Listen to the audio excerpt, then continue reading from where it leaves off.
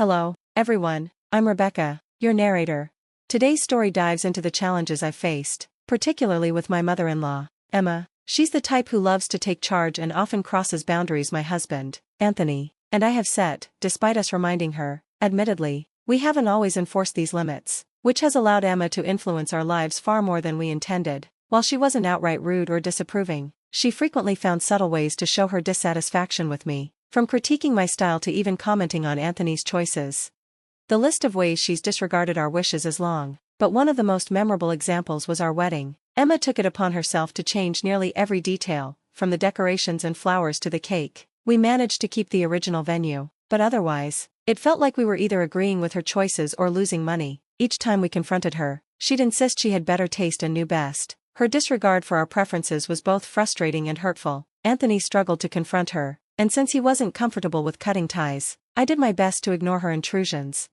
For a while, things were manageable, until Emma found new ways to exert her influence. After years of saving, Anthony and I bought our dream home. I loved decorating it to reflect our personalities, but Emma's reaction when she first saw it was far from pleasant. She criticized our choices, calling them cheap and tasteless, and suggested we should have consulted her. Although she offered to improve our home to her taste, we held our ground, firmly expressing that it was our space to design. I share this story hoping to connect with those who might face similar struggles. We can't always control others' actions, but we can decide how we respond and protect what's important to us. I was done with Emma imposing her tastes on our lives, especially in our home. This time, Anthony and I were determined to prevent her interference, despite her persistent texts, calls, and surprise visits. To celebrate buying our home, we planned a short vacation out of state, a much-needed break. With our house left empty, a kind neighbor, an older gentleman, offered to keep an eye on things. We expected a quiet, uneventful trip. Imagine our shock when our neighbor called to report seeing 4 women entering our house. Alarmed, we asked for details, and one woman's description unmistakably matched Emma. Confused and irritated, Anthony and I had to know what was happening. I called Emma right away. "Emma, what are you doing at our house? Our neighbor saw you and some people entering," I said, struggling to keep my tone calm. Her reply was breezy. "Oh, I'm just here with a few friends for 2 weeks, only 4 of us. Don't worry, no wild parties. We thought it'd be nice to spend some quality time together. Plus, your house could use a little care while you're away. Think of it as us house sitting." "But why would you invite people over without telling us, especially while we're away?" I asked, stunned. "Relax, we're just keeping an eye on things," she assured. "With the recent break-ins around here, isn't it better for your home to be occupied? You have valuables, and we wouldn't want anything to go missing, would we?" Though her words had some logic, her method felt intrusive and uncalled for. This was another instance of her disregarding our boundaries, masked as concern for our security. Her nonchalant tone and casual, house-sitting excuse left me suspicious. It was as if she had planned this well in advance. Knowing that she had let herself in unannounced with our spare key made my skin crawl. I couldn't help but feel relieved our neighbor had spotted her and called us, or we might never have known. I was grateful for our neighbor's vigilance, yet my gratitude felt hollow, weighed down by an unsettling feeling I couldn't shake. I shared my concerns with Anthony, explaining how uncomfortable I felt about Emma bringing strangers into our home. Something about it just didn't sit right with me, and I struggled to understand her motives. Anthony took it in stride, suggesting it was a good thing someone was there to keep our home safe, possibly deterring any burglaries. But my worries went beyond security. Emma had a history of overstepping boundaries, and this felt like another glaring instance. Anthony tried to reassure me, promising we'd address it with her once we got home. He acknowledged that he could no longer avoid confronting his mother, especially after this. I understood his difficulty. Emma had raised him alone, but I couldn't help feeling anxious despite his resolve. Then, our neighbor called the next day, amplifying my concerns. He asked if we were still on vacation, and I explained Emma's house-sitting arrangement. His response stopped me cold. He said he'd heard loud noises from inside, not regular sounds of occupancy but what sounded like renovation work. Anthony and I were stunned, struggling to comprehend what Emma could possibly be doing. This revelation brought an unsettling clarity. Emma had long disapproved of my decor choices, often calling them tasteless and insisting she could do better. Her sudden silence on the matter since learning of our getaway now felt ominous. Anthony wondered if perhaps our neighbor had misunderstood, but the neighbor's mention of furniture deliveries and seeing Emma and her friends actively working inside dashed any hopes of that.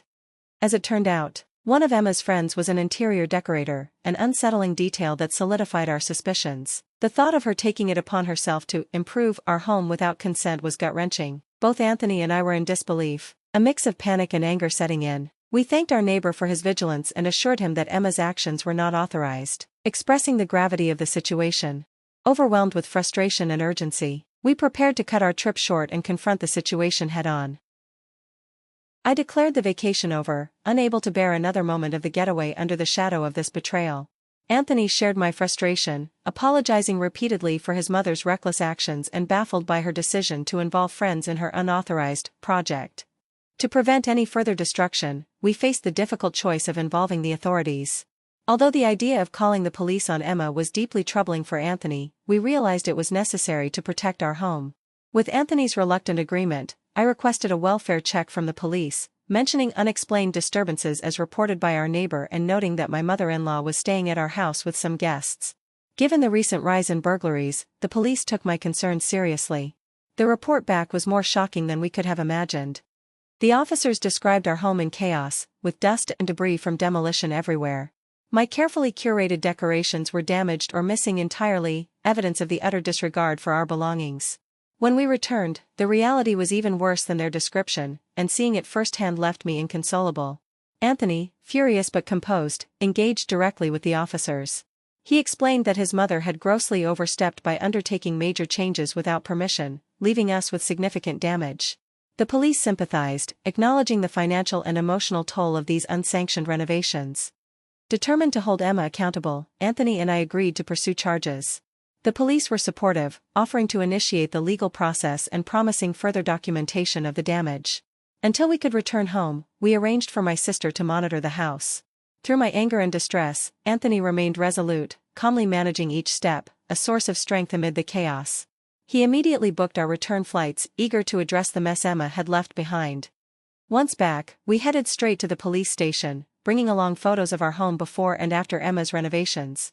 The officers, visibly appalled, advised us to take formal legal action. My frustration had reached a peak. I was determined that Emma would face the consequences of her actions. We decided to confront her directly at the station, where she was being held. Her response, a mix of feigned innocence and confusion, was infuriating, as she claimed she'd only been helping by imposing her taste on our home. Anthony, as angered as I was, firmly challenged her, making it clear that her disregard for our wishes and property was unacceptable. It was a moment of reckoning she couldn't escape, and we were resolute in ensuring she understood the severity of her actions. Emma's defense was drenched in entitlement, claiming she'd only been trying to enhance our home, oblivious to the emotional and financial havoc she had caused. She even dared to critique my taste, proposing to fix everything if released, completely missing the gravity of her actions. But we stood firm.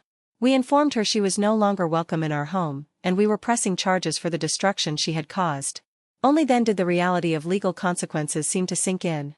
Panic washed over her as she turned to Anthony, tearfully casting me as the villain for demanding accountability, pleading for his intervention. Her attempts fell flat. We were resolute in moving forward with legal action, ensuring Emma faced the repercussions of her overreach. Seeing Emma finally grasp the seriousness of her actions was a turning point. Anthony backed me without hesitation. "Mom," he said firmly, "Rebecca's right. By imposing your vision on our home, you've crossed boundaries you shouldn't have. This was too far." He highlighted her disregard for our choices and the breach of trust her actions represented. Despite Emma's emotional appeals and pleas for leniency, Anthony didn't waver, underscoring the financial burden her actions had imposed on us. Faced with the reality of a lawsuit and the strain it would place on her finances, Emma broke down. She had never expected this level of accountability or the potential loss to her savings.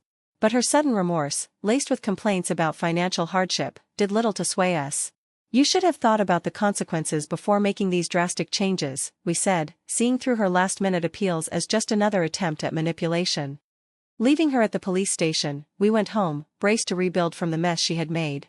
Shortly after being released on bail, Emma appeared at our doorstep, uninvited and tearful, hoping to reconcile. Anthony stood his ground, reiterating our boundaries and insisting on no further contact. Emma's attempts to win back favor only reinforced our decision to protect our home and peace from further upheaval. Despite the damage, we decided to remain in our home while awaiting the outcome of the legal proceedings. Ultimately, the court ruled in our favor, mandating substantial compensation from Emma, who narrowly avoided jail but was ordered to cover our legal costs as well. The judge expressed his strong disapproval of her actions, reducing her to tears once more, though our sympathy had long since faded. She was finally facing the consequences of her reckless behavior. Emma's social circle, including the friends who had enabled her scheme, quickly distanced themselves, unwilling to be associated with the fallout. After the court's ruling, Emma tearfully approached us, pleading for forgiveness and lamenting her financial troubles, now worsened by the loss of the support Anthony had once provided. For years, he had given her a monthly allowance, but after this ordeal, he made the difficult decision to cut it off. Emma's appeals only solidified his stance. He emphasized the importance of learning from one's actions, adding that her entitlement had left him no choice. When Emma suggested moving into our guest room to regain financial stability and rebuild trust, our answer was a firm no. Anthony made it clear that she was no longer welcome in our lives, signaling a period of no contact to allow us the space to heal and reevaluate any future relationship with her. Emma's shock and desperation were evident, but, unmoved, we held firm in our decision. In the months that followed, we embraced a newfound peace. Free from Emma's judgment and interference, both Anthony and I felt lighter and more optimistic. This experience led us to consider making this distance permanent, envisioning a future free from her control and drama. Moving forward, we seek support and understanding from those around us, hopeful that this choice will pave the way for the peaceful, fulfilling life we've always wanted.